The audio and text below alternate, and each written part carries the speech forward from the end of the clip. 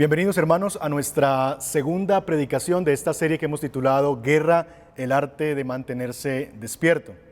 La semana anterior estuvimos estudiando el capítulo 36 del profeta Isaías para entender la estrategia que usa el enemigo, particularmente Senequerib, rey de Asiria, y la estrategia que él tuvo hacia el pueblo de Dios. La Escritura nos dice en el libro de Efesios que nosotros tenemos una batalla no contra carne ni sangre, sino contra principados, potestades y espíritus gobernadores de las tinieblas. Nosotros tenemos también una batalla que entablamos y esa batalla está también en ese contexto espiritual. Así que aprendimos que de la misma manera en que Senequerib, rey de Asiria, usó la táctica de la intimidación con el pueblo de Dios, asimismo nosotros somos tentados en momentos de presión, de angustia, donde no sabemos qué hacer. La táctica que usa el enemigo precisamente es intimidarnos, hacernos perder nuestra confianza en el Señor, llevarnos a centrarnos en nosotros mismos, nuestras propias miserias, nuestra incapacidad de hacer frente ante ese enemigo que es más grande que nosotros, o si no puede con eso, entonces nos va a hacer centrarnos en Él y en las circunstancias y en las cosas que Él puede ofrecer como mejores que Dios, haciéndonos dudar particularmente de la bondad del Señor, pero también del poder de Dios. Su Dios no es bueno. Mire cómo van a quedar ustedes comiendo su propio estiércol y su propia orina. Su Dios no es poderoso. Si fuera poderoso, podría rescatarlos de esto, pero ninguno de los dioses de las regiones alrededor ha podido defenderse de la mano del poderoso rey de Asiria. Así que esa es la táctica del enemigo, la intimidación. El día de hoy vamos a estar estudiando el capítulo 37 para ver la respuesta del rey Ezequías. Un ejército victorioso gana primero y entabla la batalla después. Sun Tzu. ¿Qué hacer? Sí, mis hermanos, ¿qué hacer cuando el panorama en el campo de batalla es desalentador? Recordemos, hay un rey que está sitiando la pequeña ciudad de Jerusalén, a las afueras de la muralla de un ejército que algunos calculan que el ejército asirio llegaba en algunas de sus campañas a 120,000 hombres. Imagínense eso, 120,000 hombres acampando alrededor de las murallas, estando allí asediando al pueblo. No hay salida, las ciudades más fuertes han caído y tú estás detrás de los muros atemorizado, viendo cómo este rey está arrasando con todo. ¿Qué hacer cuando tu enemigo es más fuerte por mucho que vos? Cuando las circunstancias adversas te superan. ¿Qué hacer cuando estás siendo asediado y no hay salida? La idea del día de hoy es que sigamos estudiando el capítulo 37 para ver lo que hizo el rey Ezequías y que eso sea para nosotros también una importante enseñanza también de lo que nosotros somos llamados a hacer cuando nos encontramos como el pueblo de Dios, el Israel del Antiguo Testamento, nosotros también podamos responder de la manera en que Ezequías respondió. Así que vamos a leer Isaías capítulo 37, pero déjenme primero leer los últimos versos del capítulo 36 y luego vamos a leer todo el capítulo 37 rápidamente, luego nos detendremos paso a paso en las porciones del texto.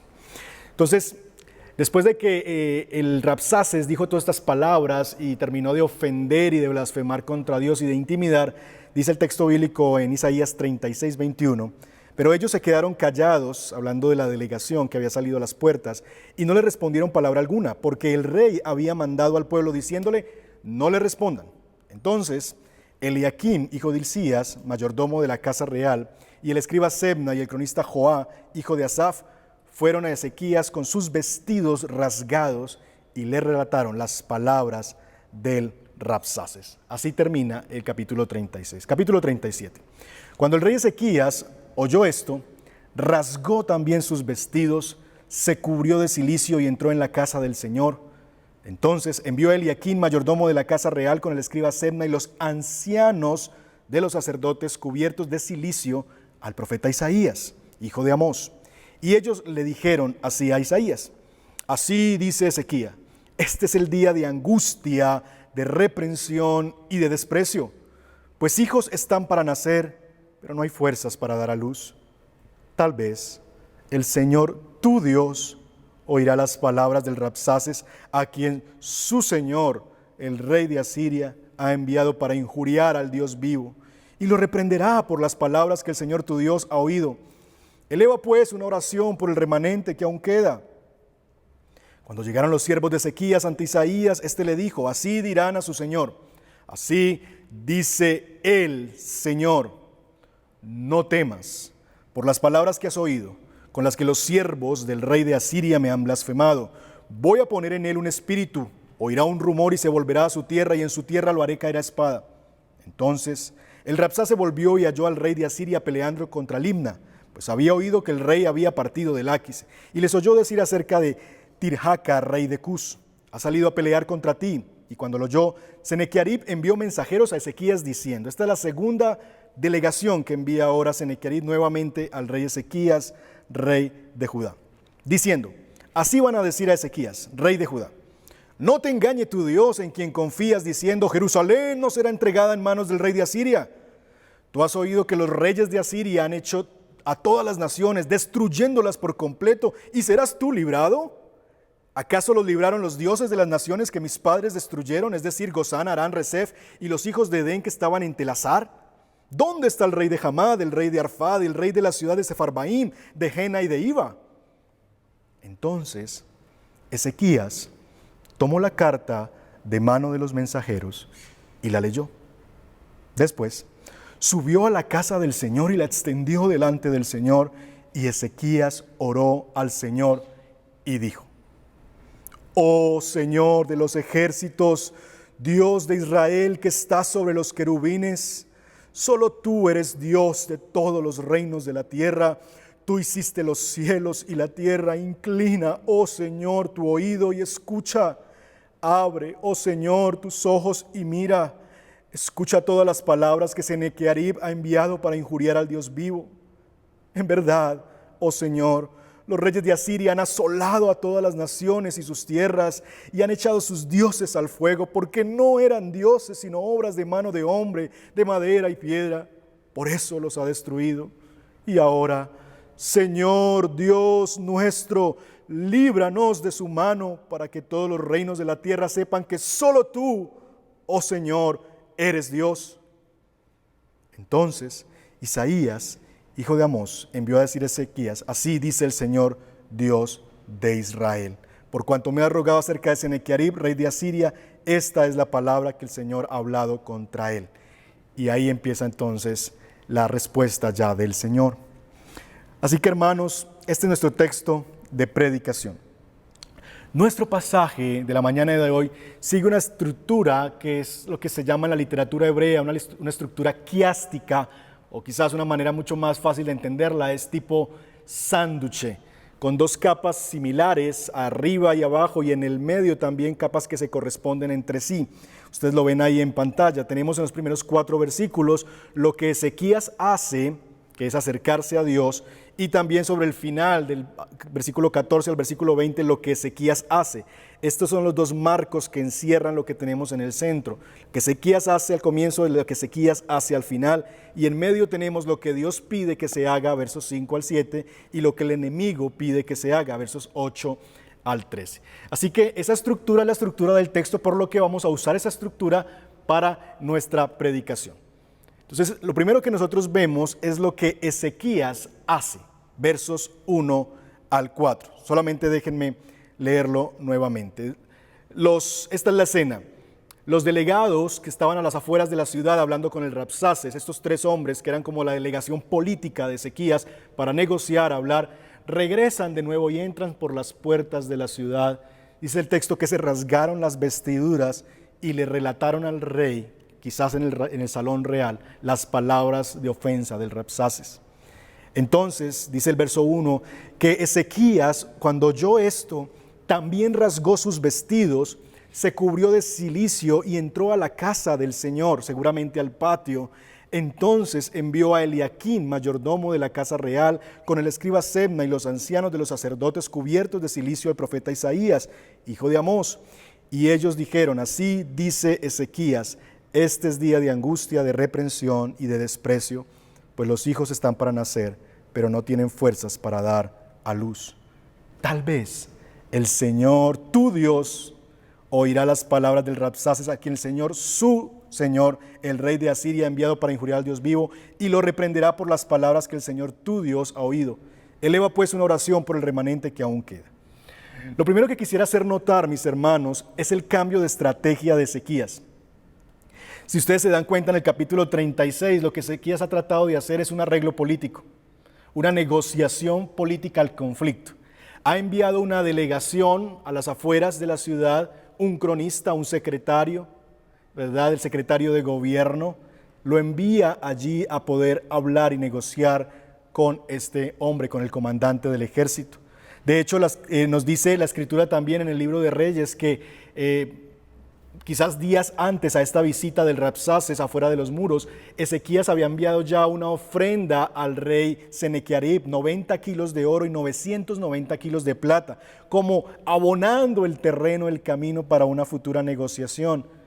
Pero como vemos y vimos en el capítulo 36, la política no funcionó. La fuerza militar tampoco, porque las ciudades fortificadas de Judá han caído. Y solo a Ezequías le queda un camino, una alternativa: Dios. Hermanos, ¿por qué somos así? ¿Por qué los seres humanos somos así? ¿Por qué nosotros, el pueblo de Dios, somos así? ¿Por qué acostumbramos a dejar a Dios como el último recurso al cual aferrarnos? ¿Por qué nos cuesta tanto poner a Dios en el centro desde el comienzo de nuestras vidas e intentamos primero victorias por nuestra propia mano, antes de acudir a su mano poderosa, a su diestra de poder? ¿Por qué? ¿Por qué es esa tendencia a dejar a Dios como el último recurso, la tabla de salvación en nuestras vidas? Y cuando ya lo hemos intentado, entonces nos acordamos que hay un Dios en los cielos a quien podríamos acudir. Ahora es precisamente lo que está viviendo Ezequías. Hay un cambio de estrategia. Ahora hay vestiduras rasgadas, hay cilicio, y hay una visita al templo. Todas estas cosas son actos de contrición y de reconocimiento del pecado y del dolor que el rey está viviendo por causa de estas amenazas. Ahora hay una nueva delegación que le envía. Al comienzo había enviado una delegación política a las afueras de la ciudad a hablar con el comandante. Ahora hay una delegación espiritual o religiosa donde están los religiosos, los ancianos de los sacerdotes. Ustedes pueden verlo ahí también en versos 1 al 4. Los envía a los ancianos de los sacerdotes junto con esta otra delegación, y no los envía el Rabsás, se los envía el profeta Isaías. Hay una nueva delegación, una delegación donde hay sacerdotes y una delegación que se envía al profeta y no al comandante del ejército. Ahora todo lo que Ezequías comienza a hacer tiene relación con Dios. El rey comienza a ver a Dios. ¿Cuál es el mensaje que le envía? Bueno, el mensaje que le envía está ahí en el verso 3. Este es un día de angustia, de reprensión y de desprecio. Y usa una figura poderosa, pues los hijos están por nacer. Es tiempo de que las mujeres van a parir, pero no tienen fuerzas para dar a luz. Tremenda figura que nos ayuda a sentir esa angustia que él está percibiendo. La angustia expresa la situación tan angustiante, precisamente tan desesperante que está viviendo el pueblo. La reprensión a la que Ezequías hace referencia, día de reprensión, hace referencia precisamente a que es un problema merecido. Señor, esto que nos está pasando nos lo ganamos por nuestro pecado, por alejarnos de ti, por adorar otros dioses. Es el día de tu reprensión. Esto ha llegado como una disciplina tuya para nosotros. Pero también es día de desprecio, porque Señor, este hombre está blasfemando.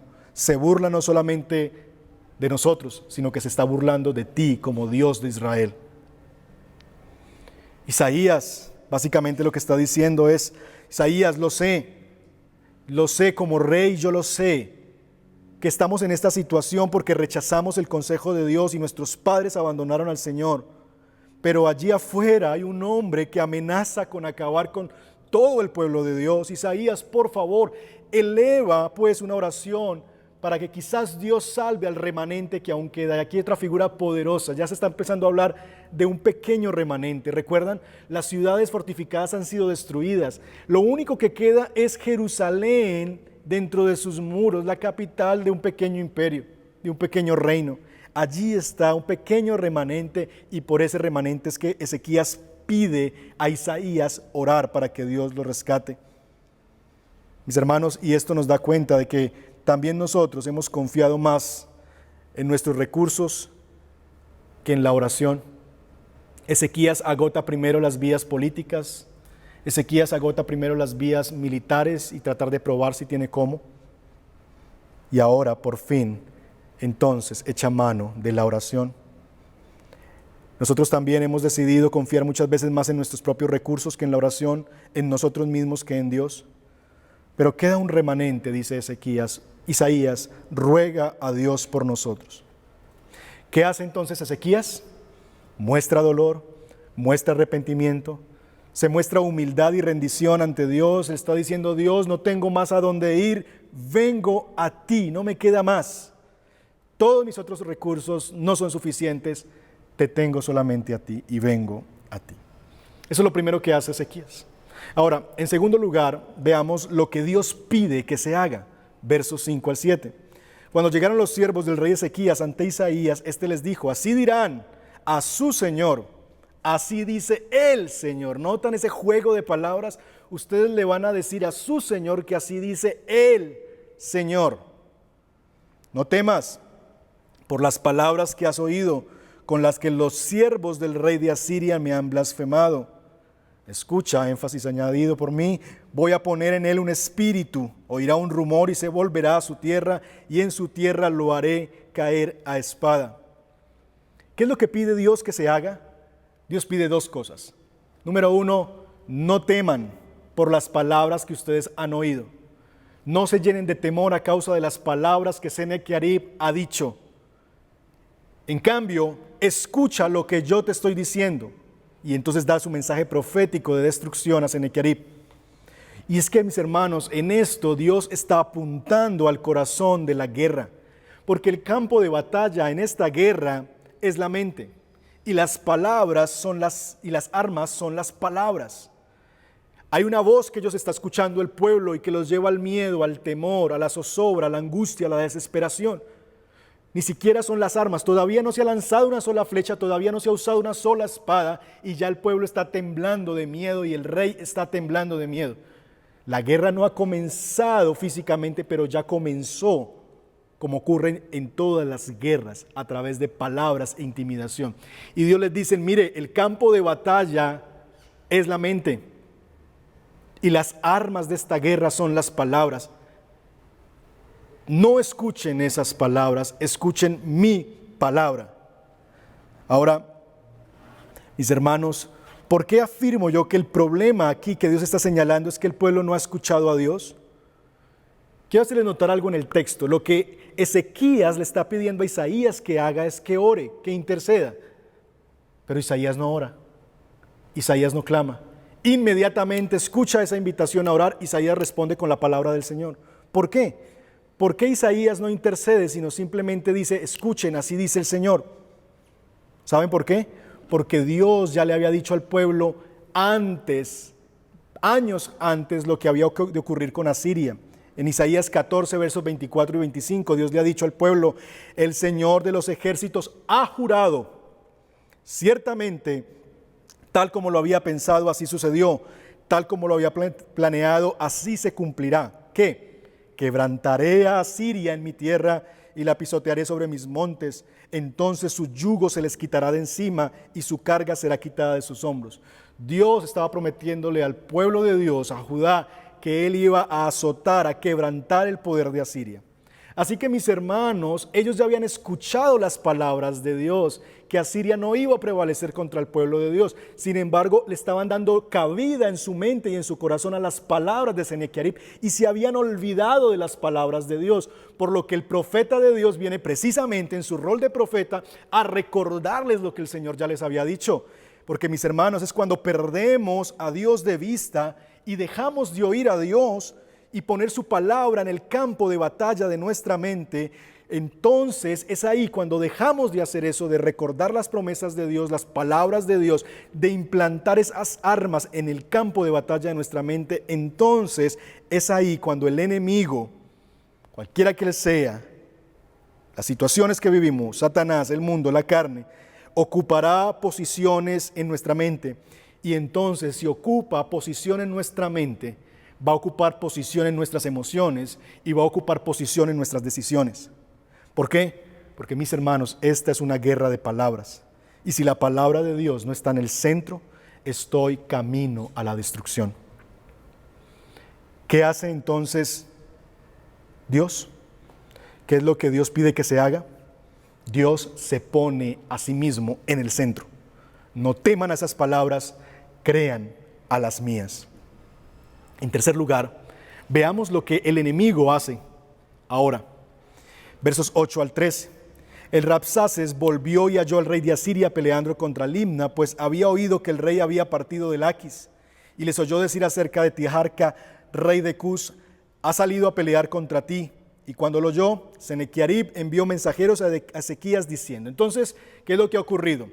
Lo que ha ocurrido es que después de este encuentro que han tenido en el capítulo 36, el Rabsaces regresa. Pero cuando regresa, escucha que ya su rey no está en Laquis, donde estaba cuando mandaron las tropas a Jerusalén, sino que se ha movido a otro lugar y está peleando contra Libna.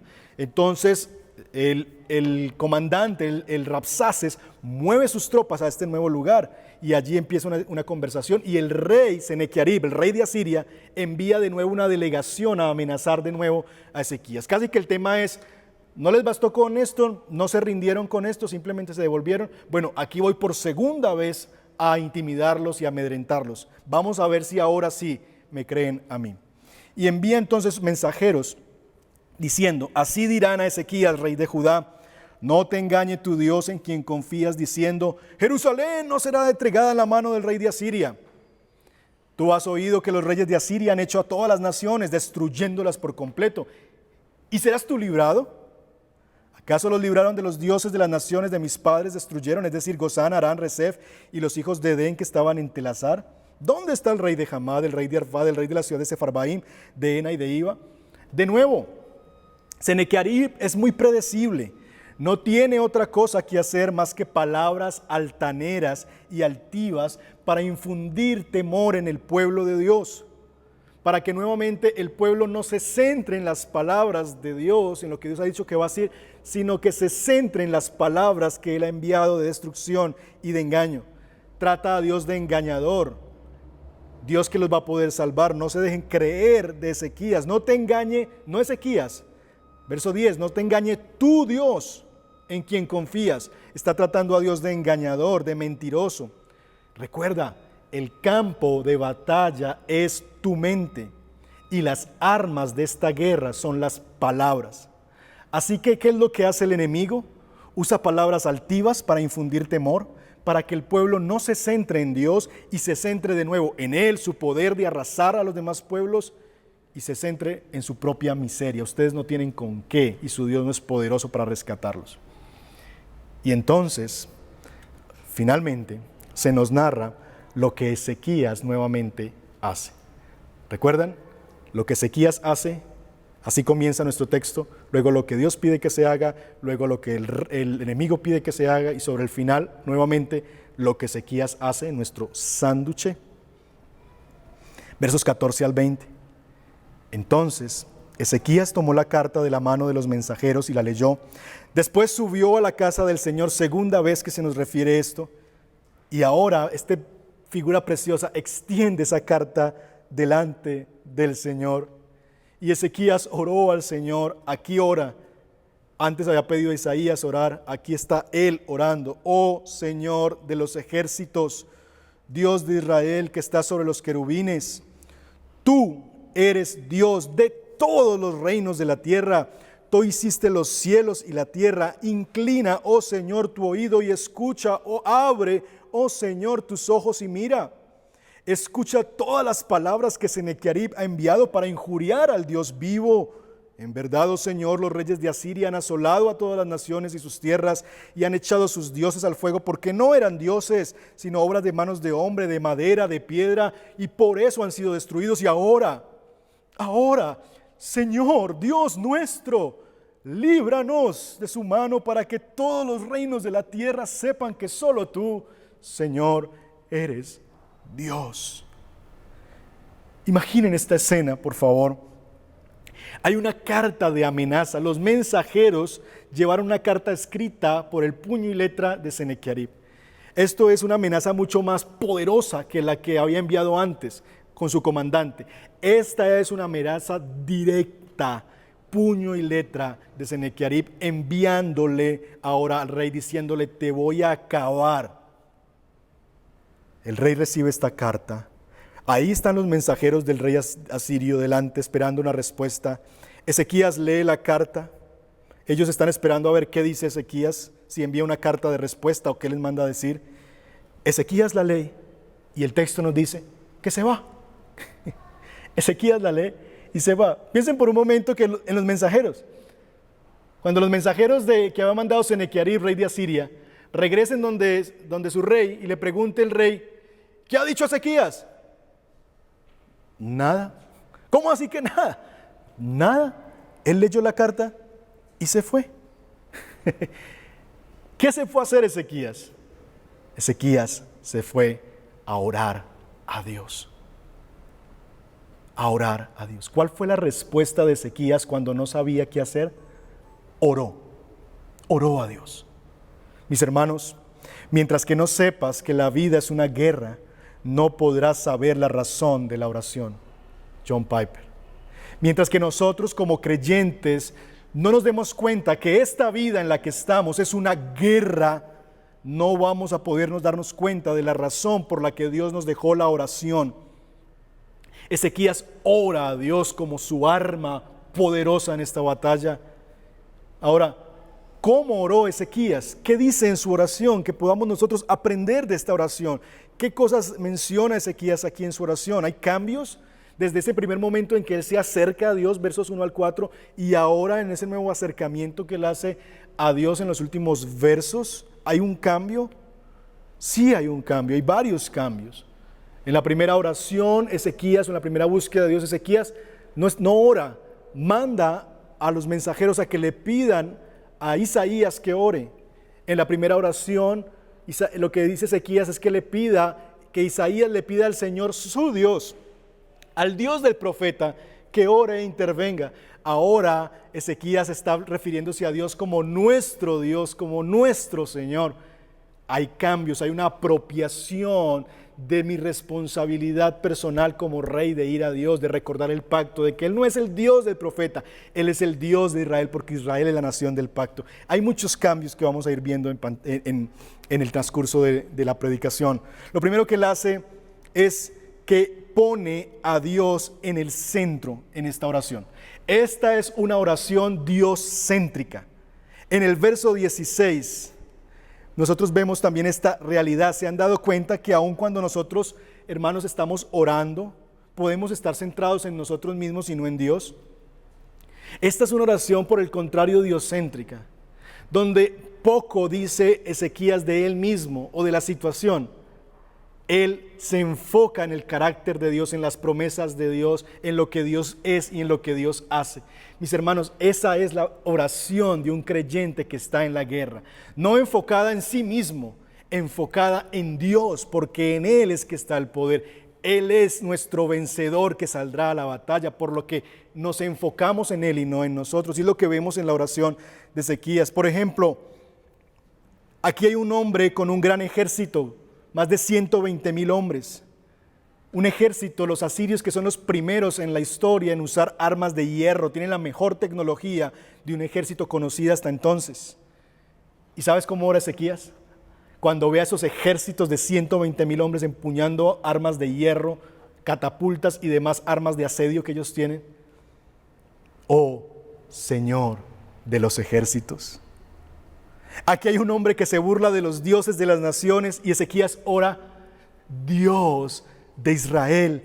Aquí hay un hombre que está reclamando el mundo para sí, Senequerib, y Ezequías ora, tú, Señor, eres el rey de todos los cielos de la tierra, creador de cielos y tierra, y todos los reinos de la tierra son tuyos. Aquí hay un hombre que se hace llamar Señor por sus súbditos, y Ezequías ora, Señor, tú que estás sobre querubines.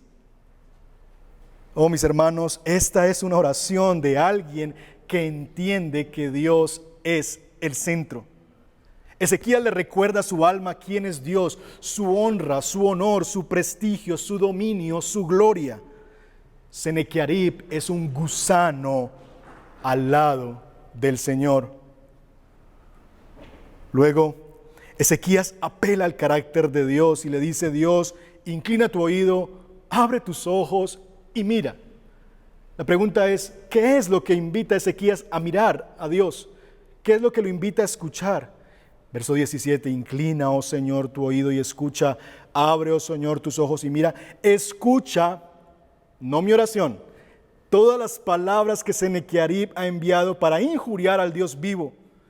Es interesante, hermanos, que Ezequías no está pidiendo que Dios escuche su oración y vea su necesidad y lo rescate por amor a él como rey, por misericordia. No, Ezequías está apelando al carácter de Dios. Señor, aquí está en juego tu gloria, tu nombre, tu honor. Este hombre no solamente está pecando contra tu pueblo, este hombre está pecando contra ti.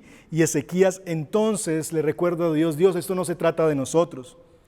Nosotros no somos lo importante aquí, nosotros no somos el centro. Lo importante, Dios, es que hay un hombre que envía una carta, envía un ejército que se cree por encima de ti, que se llena su boca diciendo que ni tú podrás librar al pueblo tuyo, porque no eres Dios tan grande como él. Un hombre que se ha burlado de ti al compararte con los dioses falsos, esos que han quemado en el fuego porque son de madera y de heno. Señor, esto es contigo. Señor, y hasta los asirios, es verdad, hasta ahora ellos se han salido con la suya, han arrasado con naciones enteras, pues se han enfrentado a dioses que son de madera y de piedra. Señor, por eso es que esos dioses han sido destruidos. Pero Señor, ahora se están metiendo con el Dios verdadero. Ahora, Señor, líbranos, dice el verso 20. ¿Por qué? ¿Por qué Dios ha de librar a su pueblo? Señor, hazlo para que ellos sepan que solo tú, oh Señor, eres Dios. Señor, líbranos. No para que digan qué sabiduría tuvo Ezequías, no para que digan qué grande es Israel como nación, no.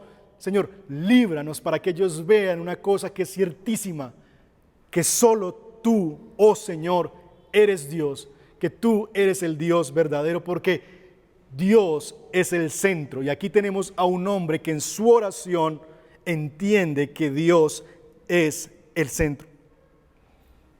Mis hermanos, ¿cuál es nuestra estrategia en esta guerra? ¿Qué hacer cuando estamos angustiados, cuando estamos asediados, cuando nos sentimos sin salida en el campo de batalla? La semana pasada vimos lo que no debemos hacer. No te enfoques en ti, no te enfoques en las circunstancias o en tu enemigo. Y esta semana hemos aprendido lo que debemos hacer. ¿Qué hacer? Poner a Dios en el centro. ¿Cómo? ¿Cómo pongo a Dios en el centro? Porque eso suena muy bonito, pero ¿cómo? Bueno, el cómo aquí es orando, volviendo tu rostro a Dios. Porque mis hermanos, es el arrepentimiento lo que nos quita a nosotros del centro. Pues cuando nos arrepentimos, nos reconocemos que no somos nosotros, que en realidad somos muy débiles, que en realidad somos muy frágiles, que en realidad hemos pecado contra Dios. El arrepentimiento es una negación de nosotros mismos. Nadie se va a arrepentir porque se crea mucha cosa. El que viene arrepentido es porque se cree muy pequeño y viene humillado delante de un Dios más grande. El arrepentimiento nos lleva a rendirnos, pero nos lleva a rendirnos a Dios y no a nuestro enemigo. La oración quita al enemigo las circunstancias del centro, porque la oración que aprendemos de Ezequías no es una oración centrada en mí, en las circunstancias, en todas estas cosas que están pasando. La oración del creyente ha de ser una oración que nos lleve a depender y a recordar los recursos de Dios, el poder de Dios, la bondad de Dios, una oración diocéntrica que ve y habla de lo que Dios es y hace.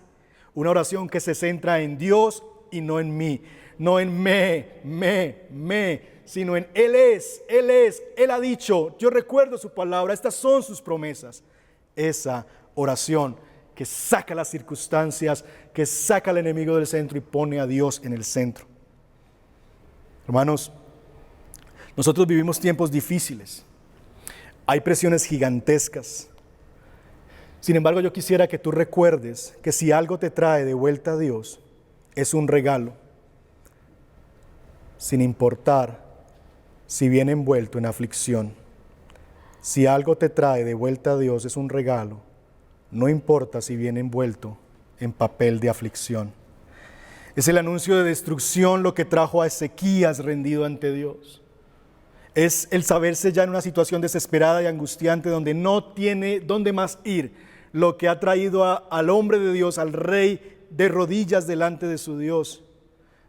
Mis hermanos, esta pandemia ha sido ese papel extraño de regalo, horrible, en el cual Dios ha envuelto un regalo precioso que nos está haciendo volvernos hacia Dios.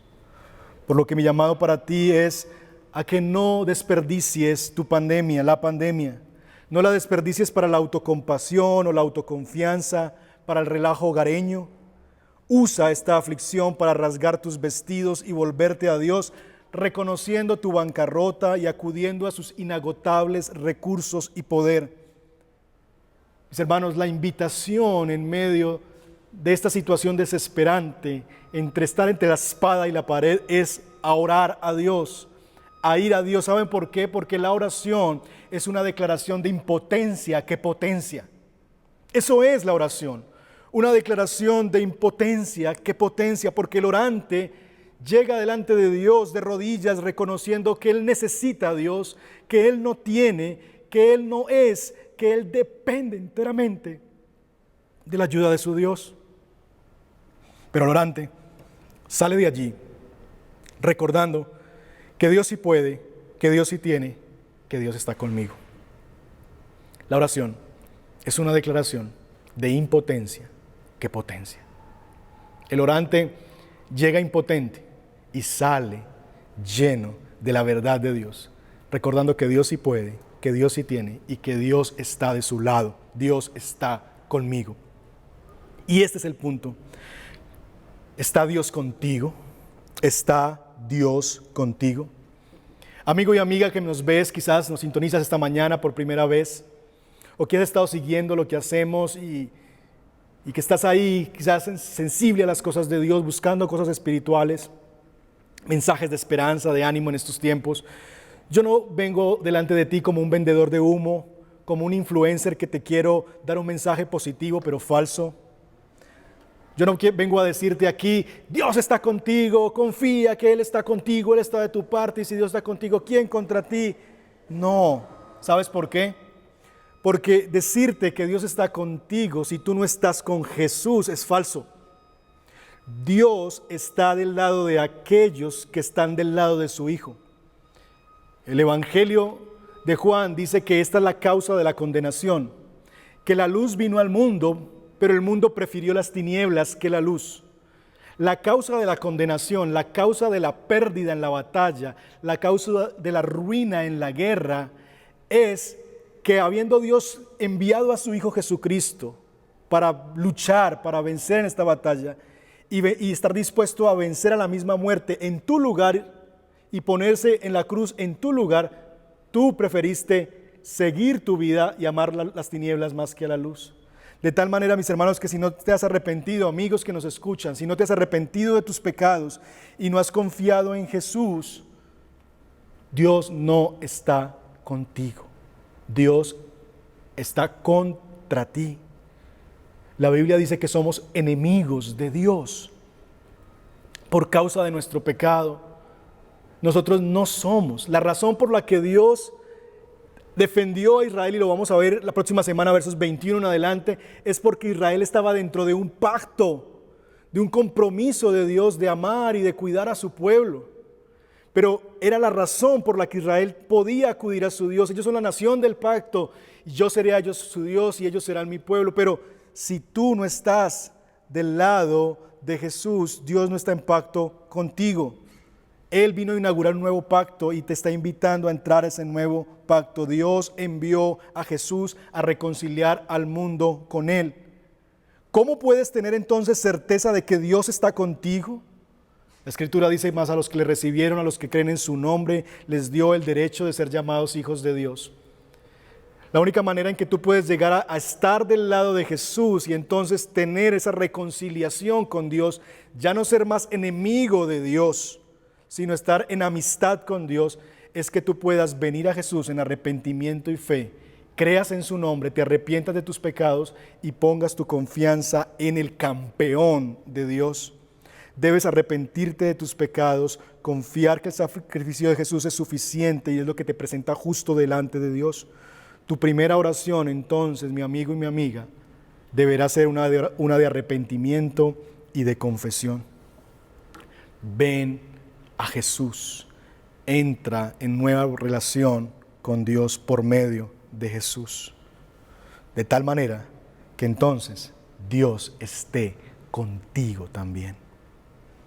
Iglesia, Dios nos ha dejado la oración como un arma poderosa en esta batalla, porque la oración nos conecta con los recursos de Dios, con el poder de Dios, con el amor de Dios.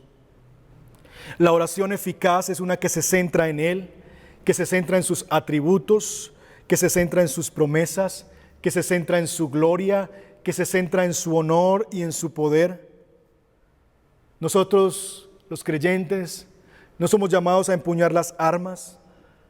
Nuestra guerra, mis hermanos, es espiritual, porque nuestra lucha no es contra carne ni sangre, sino contra principados, contra potestades, contra los poderes de este mundo, de las tinieblas, contra las huestes espirituales de maldad en las regiones celestes.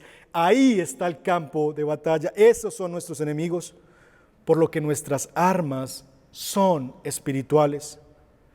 Y como veremos, mis hermanos, la siguiente semana, la oración diocéntrica es el camino por el que Dios trae la victoria a su pueblo. Es la oración, ese arma que Dios utiliza para traer victoria al pueblo de Dios. Quisiera orar esta mañana para pedir al Señor que nos permita volvernos a Él precisamente en oración. Esta noche vamos a estar a partir de las 7:30 en vigilia de oración como iglesia. Recuerde que estaremos ahí a través de la plataforma de Zoom y estás invitado a una noche de adoración y de oración, precisamente como aplicación al sermón. Volvámonos a Dios. Usemos esta pandemia, este regalo empacado extrañamente por Dios, pero que al final del día es un regalo porque nos trae de vuelta a Él. Usemos este momento de aflicción, de dolor, de quebranto, de necesidad, para volvernos a Dios en oración. Señor, nosotros venimos delante de ti esta mañana y oramos. ¿Cuál es la respuesta ante la intimidación de nuestro enemigo? La oración. Aprendemos, Señor, del rey Ezequías, que cuando no sabemos qué hacer, cuando todos los recursos a los que acudíamos han fracasado, nos volvemos a ti, a recordar que somos el pueblo del pacto, a recordar que tenemos a un Dios en los cielos y a centrarnos en Él, a sacarnos a nosotros del centro y a través del arrepentimiento reconocer que esto no se trata de nosotros, que nosotros no tenemos los recursos, el poder, se trata de Dios. Dios es el centro. Y entonces dejamos de hablar tanto de nosotros, de nuestros sufrimientos, de nuestros quebrantos, de lo que me pasa, y comenzamos a ver a Dios, su nombre, su gloria, su poder, su grandeza, sus promesas, y comenzamos a pedir a Dios que se apiade de su pueblo por amor a su nombre, por amor a su gloria, porque es su nombre y su gloria lo que están poniéndose a prueba en esta situación. Señor, ayúdanos a volvernos a ti en una oración diocéntrica que te pone a ti precisamente en el centro, que retira al enemigo, que retira nuestro propio corazón y ese egocentrismo y nos vuelve a aquel que en realidad sí tiene el poder para vencer y que ha vencido de hecho por nosotros. Padre, oro especialmente por aquellos amigos y amigas que no han puesto su confianza en Jesús para salvación. Señor, tu palabra les dice a ellos que son enemigos de Dios, de tal manera que no importa qué tantos recursos tú tengas de tu lado, si Dios está en tu contra, estás en condenación y estás acabado. No importa los recursos que tengas, la educación que tengas, la familia que tengas, la felicidad que tengas, si Dios está en contra tuya, estás en estado de condenación y te diriges al infierno, a una eternidad sin Dios. De la misma manera, no importa quién está en tu contra, no importa cuántos enemigos, cuántas personas, poderes humanos están en tu contra, si Dios está de tu lado, eres salvo, has sido rescatado y estás en victoria.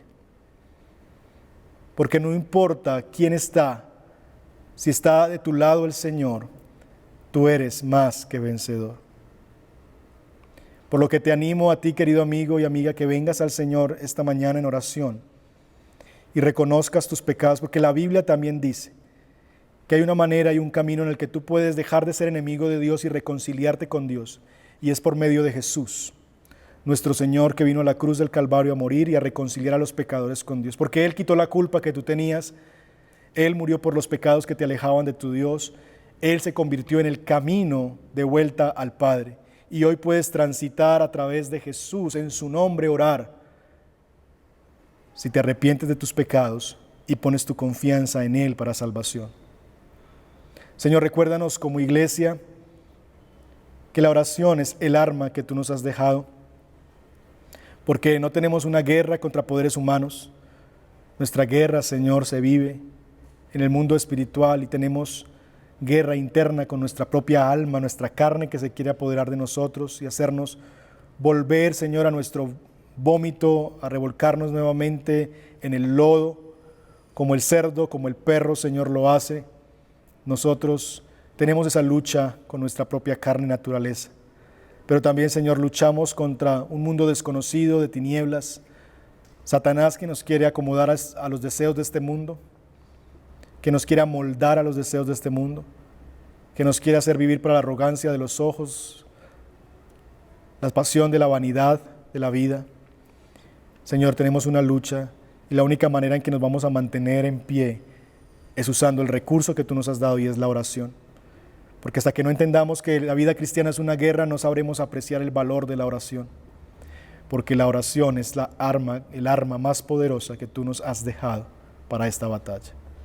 Queremos orar como iglesia esta noche y desde ya te pedimos que nos acompañes, que nos bendigas con tu presencia, que nos escuches por medio de Jesucristo, en quien vamos a orar y en el nombre del cual venimos a ti, y que escuches la oración de tu pueblo.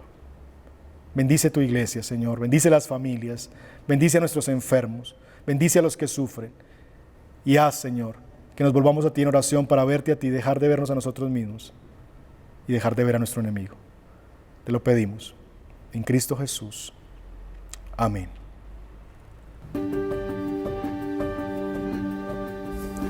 Queremos invitarte a que nos acompañes en nuestro live de preguntas y respuestas.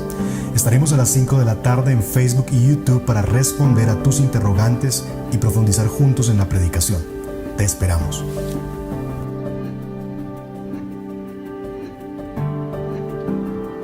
Gracias por estar con nosotros. Valoramos que tomaras estos minutos para conectarte. Si este mensaje ha impactado tu vida y quieres hablar con alguien al respecto o pedir oración, escríbenos. Será un gusto servirte. No olvides, suscríbete a nuestro canal de YouTube para recibir notificaciones de más mensajes como este. Hasta pronto.